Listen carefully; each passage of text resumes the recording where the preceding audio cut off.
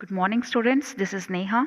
Today we will be starting with your first chapter of geography, that is globe and maps. So let's go ahead with the chapter and let's see what are the topic you will be learning in today's video. You will learn about globe, meaning of globe, features of globe, uses of globe and maps. So, what is globe? A globe is an exact miniature model of the Earth. It shows the actual shape with all the continents, oceans marked at their proper places. Okay, so it's this, you can say the sample or the small Earth which you are rotating when you use it.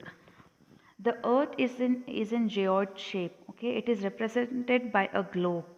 The photographs which are taken of the Earth from satellites give us the real shape of the Earth, but we can only see one side of the Earth. The globe the globe help us to see both the side of the Earth because we can rotate the globe, whereas the photographs, can you rotate it and see both the sides? No, right? That's the reason we use globes, so that we can just rotate the globes and see the places. Now let's read the uses of globe. The globe is a useful to know the shape of the earth.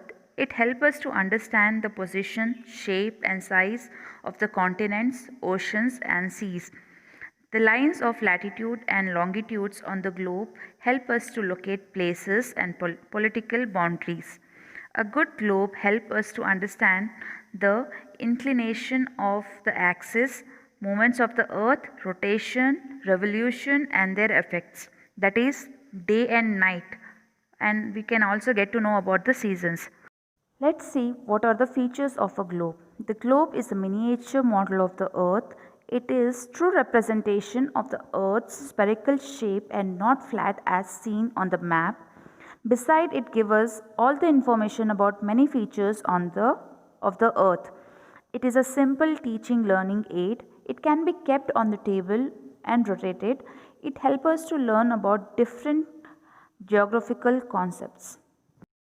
Maps. Let's read about maps.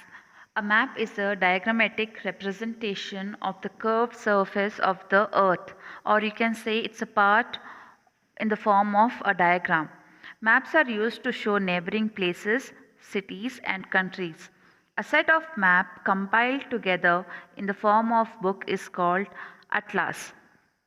Why map is important? Students, the globe can give us only very general informations about the earth.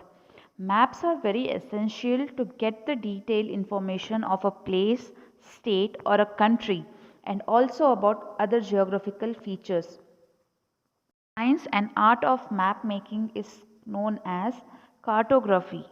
The collection of various types of maps bound as book is known as atlas.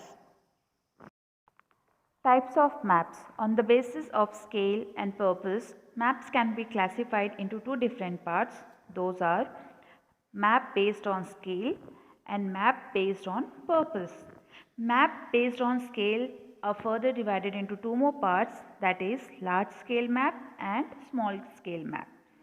Whereas map based on purpose are divided into further three more sections, that are physical map, political map and distribution map. Let's go further and study about these maps in brief. Let's begin with maps based on scale. Large scale maps. A large scale map covers only a small areas, but it shows a lot of detail from that particular area. These maps represent small areas. They can be divided into cadastral maps and topographical maps. Cadastral map shows individual property. Topographical map shows detailed surface features. Now let's go ahead with small scale maps. What are small scale maps?